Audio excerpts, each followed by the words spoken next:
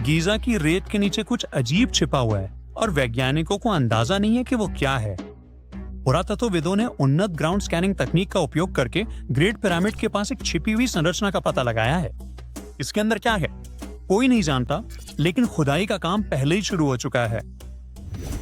Giza का great pyramid पृथ्वी पर सबसे प्रसिद्ध स्मारकों में से एक है, लेकिन ये अकेला नहीं है। ये एक प्राचीन नेक्रोपोलिस यानी कब्रिस्तान से घिरा हुआ है, मकबरों और स्मारकों से भरा एक विशाल शाही कब्रिस्तान। ये फिरौन, रईसों और अन्य उच्च पदस्थ अधिकारियों के हैं। इनमें से अधिकांश मकबरे जमीन के ऊपर है। इन्हें मस्ताबा कहा जाता है, जो चूना पत्थर या मिट्टी की ईंटों से बने आयताकार सपाट छत वाले मकबरे हैं और दशकों से इनका अध्ययन किया जा रहा है। लेकिन पुरानी फिल्मों से हम जानते हैं कि ये साधारण कब्रें नहीं थीं। इनमें गहरे ऊर्ध्वाधर शाफ्ट हैं जो भूमिगत दफन कक्षों तक जाते हैं, जहां अतीत को अनंत काल के लिए बंद कर दिया गया था। और हाल ही में पुरातत्वविदों को कब्रिस्तान में एक अजीब खाली जगह मिली, जमीन का एक पूरी तरह से अनछुआ हिस्सा। ना कोई मस्ताबा, ना कोई दिखाई देने वाले खंडर, कुछ भी नहीं। सालों तक उन्होंने इसे नजरअंदाज किया, लेकिन 2021 और 2023 के बीच उन्होंने जांच करने का फैसला किया। हालांकि उन्होंने खुदाई नहीं की, इसके बजाय उन्होंने एक ऐसी तकनीक का इस्तेमाल किया जो जमीन के लिए एक्सरे की तरह काम करती है। इन रडार ने वैज्ञानिकों को वहां छिपे रहस्यों को देखने में मदद की। और रेत के नीचे कुछ छिपा हुआ था, कुछ ऐसा जिससे जानबूझकर दफनाया और भुला दिया गया था। 2 हिस्सों वाली एक भूमिगत संरचना। एक हिस्सा उथला और एल आकार का था। यह लगभग 33 फीट लंबा है और केवल 6.5 फीट गहरा दफन है। लेकिन उसके नीचे एक गहरी और भी रहस्यमय विसंगति, एक ऐसी संरचना जो इस क्षेत्र की किसी भी अन्य चीज से पूरी तरह अलग है। उन्होंने इसे अत्यधिक प्रतिरोधी विसंगति कहा, जिसका अर्थ है कि ये सघन और ठोस है, जो संभवतः पत्थर, रेत या धातु से बनी है। और अब भी किसी को अंदाजा नहीं है कि इसके अंदर क्या है। अब ये स्पष्ट है कि इंसानों ने वो एल आकार बनाया था, ये प्रकृति द्वारा नहीं बनाया गया है। और उथली संरचना नीचे छिपी हुई चीज का प्रवेश द्वार हो सकती है, लेकिन उनके पास केवल कुछ सिद्धांत हैं कि वहां क्या छिपा हो सकता है। यह रेत और बजरी से भी भरा हुआ है।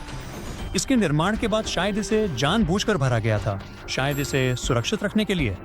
क्यों? खैर, हमें अभी तक पता नहीं है। पुरातत्व टीम को यह समझने के लिए खुदाई करनी होगी कि ये चीज वास्तव में क्या थी और इसे क्यों बनाया गया था। पहला अनुमान एक खोया हुआ दफन कक्ष है। गीजा के कई मकबरों में भूमिगत दफन स्थल हैं, लेकिन अधिकांश में स्पष्ट सतह चिन्ह हैं। इसमें किसी कारण से कुछ भी नहीं है, लेकिन ये उनमें से एक हो सकता है। दूसरा अनुमान एक प्राचीन भेंट प्रार्थनालय है। मिस्र विज्ञानी जानते हैं कि कुछ प्रार्थनालय इसी आकार में बनाए गए थे, लेकिन आमतौर पर वे जमीन के ऊपर होते थे, इस तरह दफन नहीं। और अंत में ये कुछ ऐसा हो सकता है जो हमने पहले कभी नहीं देखा है। यदि ये एक नए प्रकार की संरचना निकलती है, तो ये फिरौन के दफन के बारे में हमारी जानकारी को बदल सकती है। पक्के तौर पे जानने का एकमात्र तरीका इसकी खुदाई करना है, और अभी बिल्कुल यही हो रहा है। खुदाई का काम पहले से ही चल रहा है। पुरातत्वविद सच को उजागर करने के लिए समय के साथ होड़ कर रहे हैं, लेकिन वहां एक असली खतरा भी है। गीजा के नाजुक प्राचीन ढांचों को सावधानी से संभालने की जरूरत है, वरना वे मरम्मत से परे क्षतिग्रस्त हो सकते हैं। तो हम बस सच का इंतजार ही कर सकते हैं। अब इन मकबरों में हमेशा दिलचस्प रहस्य रहे हैं। दुर्भाग्य से कुछ बेरहम मकबरा लुटेरों की वजह से हम इन रहस्यों को कभी नहीं जान पाएंगे। मिस्र के मकबरे शरीरों की अनंत काल तक रक्षा के लिए बनाए गए थे, लेकिन इसने लोगों को अंदर घुसने और कीमती सामान चुराने से बिल्कुल नहीं रोका। वे हजारों सालों से इन प्राचीन स्थलों को परेशान कर रहे हैं, जो फिरौन के समय से शुरू हुआ था। गीजा, सक्कारा और वैली ऑफ द किंग सहित कई प्रसिद्ध मकबरों को लूटा गया था। प्राचीन मिस्र में ये एक आम बात थी, और वे इस पूरे काम को लेकर काफी गंभीर थे। उन्होंने जाल और दीवारों से बचने के लिए गुप्त सुरंगें खोदी, अंदर की जानकारी के लिए मजदूरों को रिश्वत दी या धमकाया, और सोना, गहने और कलाकृतियां लूटने के लिए ताबूतों को तोड़ दिया। और जब तक आधुनिक पुरातत्वविद इनमें से अधिकांश मकबरों तक पहुंचे, वे पहले ही पूरी तरह साफ हो चुके थे। तत्कालीन फिरौन इस गुस्सा दिलाने वाली बकवास से थक गए थे। मिस्र के राजघराने का प्रसिद्ध कब्रिस्तान, वैली ऑफ द किंग्स, सबसे सुरक्षित क्षेत्र माना जाता था। मकबरे जमीन के काफी नीचे रेगिस्तान में छिपाकर बनाए गए थे। रास्तों को विशाल पत्थर के ब्लॉकों से सील कर दिया गया था। चोरों को भ्रमित करने के लिए नकली दरवाजे और जाल लगाए गए थे। दीवारों पे श्राप तक लिखे गए थे, जो मकबरे को छेड़ने की हिम्मत करने वालों को भयानक अंत की चेतावनी देते थे। यहीं से हमें मम्मी के बारे में वे सारी डरावनी कहानियां मिली हैं। स्पॉइलर अलर्ट, इनमें से कुछ भी काम नहीं आया। वैली ऑफ द किंग्स के अधिकांश मकबरे सील होने के 100 साल के भीतर ही पूरी तरह लूट लिए गए थे। इतिहास के सबसे प्रसिद्ध मकबरों में से एक राजा तूतनखामन के मकबरे में भी प्राचीन काल में 2 बार सेंध लगाई गई थी। उनमें से कुछ ने मुकाबला करने की कोशिश करने का फैसला किया। नए साम्राज्य के शासकों ने छिपे हुए बिना निशान वाले मकबरे इस तरह बनाए कि लुटेरे उन्हें ढूंढ न सकें, लेकिन ये काम नहीं आया। रामसेस द्वितीय जैसे कुछ फिरौन को उनके शरीर चोरी होने से बचाने के लिए गुप्त रूप से स्थानांतरित किया गया था। नहीं, इससे कोई फर्क नहीं पड़ा, कब्र लुटेरे हमेशा जीतते थे। ऐसा इसलिए क्योंकि मकबरा लुटेरे सिर्फ मामूली चोर नहीं थे, वे कुशल, संगठित और अच्छी पहुंच वाले थे। उन्हें ठीक ठीक पता था कि कहां देखना है। कई तो वे ही थे जिन्होंने इन स्थलों को बनाया था और वे जानते थे कि प्रवेश द्वार कहाँ हैं।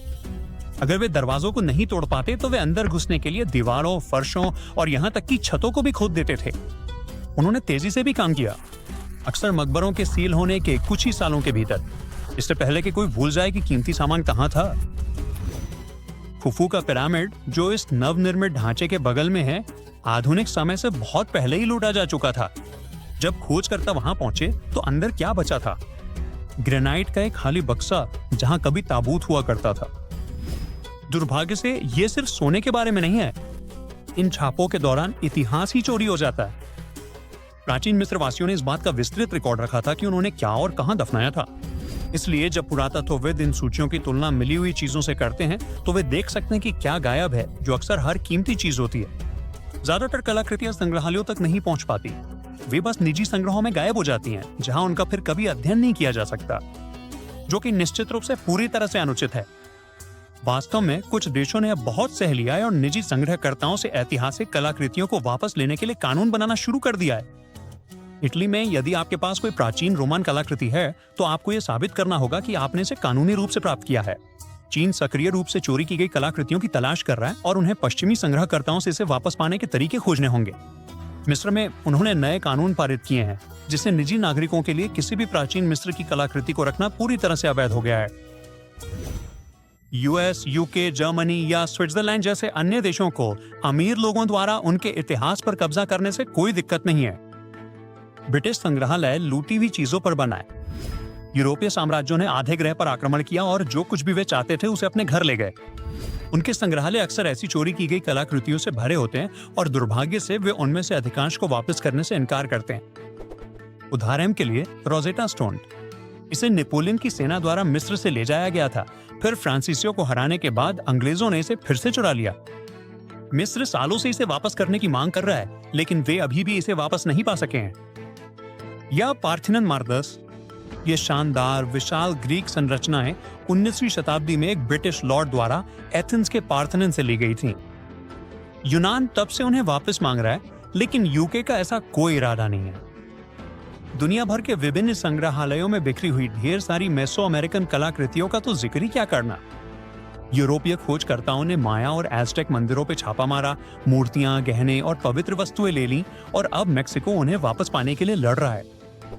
खैर, क्या ये आश्चर्यजनक नहीं होगा, भले ही ये रहस्यमयी भूमिगत कक्ष किसी तरह पहले ही लूटा जा चुका हो। लेकिन अगर ये कोई नई खोजी गई जगह है तो क्या ये उन चुनिंदा जगहों में से एक हो सकती है जो कब्र लुटेरों के हाथों से बच गई? क्या वहां अभी भी प्राचीन कलाकृतियां हो सकती हैं जो 4500 वर्षों से अछूती हैं? हम केवल यही आशा कर सकते हैं कि वे लोग वहां पहले ना पहुंचे हों।